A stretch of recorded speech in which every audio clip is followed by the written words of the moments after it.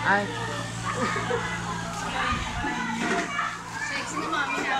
Nabasa ako eh. Basan ka? Basan ka?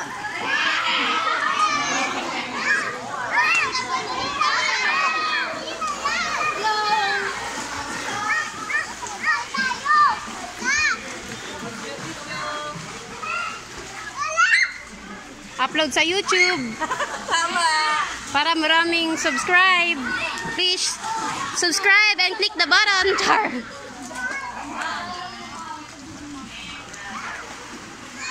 Alam mo bang maganda sa sa may dito ba Alin te? yung ang tawag dito, yung resort na pag-aanuan sa maganda. Anong lugar yan te? Taytay. Ang layo. Pero mas maganda yung Private din.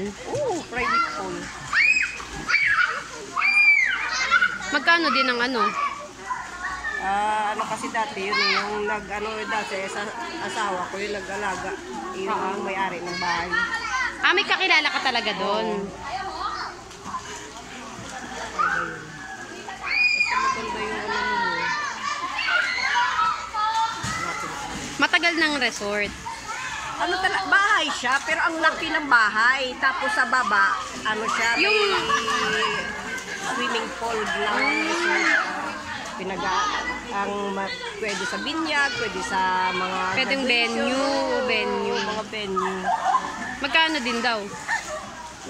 Mura lang din naman. Sayang no? Maganda rin dun. Kasi nalayuan si Pastor. Gusto nga niya yung malapit lang. Ayun Ay, oo, ganda. White House yung bahay na yan. Yun yung sa taas bahay yan. Tapos sa baba may pa yan. May bahay pa din yung sa baba. Parang may lagoon, no? Parang may lagoon. Ganda yun. Ang ganda, te. Parang blue pa yung tubig. Maganda talaga. May pambata, may pang Next time na lang kapag may ano. Kaya lang, kailangan yung dalawang jeep. Magsiligo na daw kayo.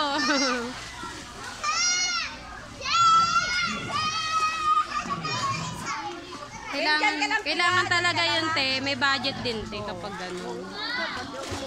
May budget din kapag gano'n. Next year pwede yan. Oo, mapag-iipunan naman.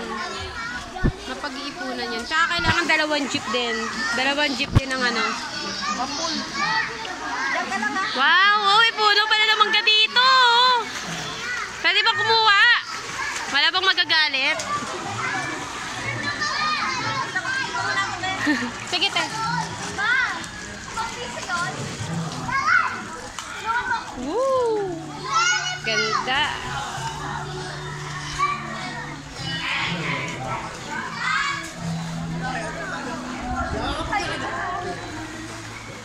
Swimming na lang kunyari.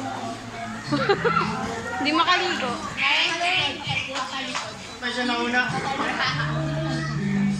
Ayan si Mikay, oh. Oh, di ba?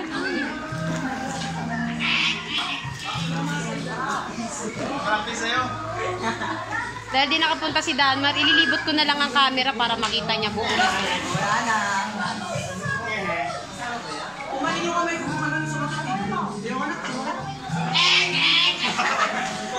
May mini bar din siya kung gusto niyong uminom.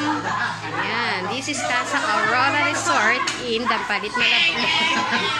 Malapit lang kaya pwedeng liguan. Meron siyang mga accommodation room na pwede niyong pagpahingahan.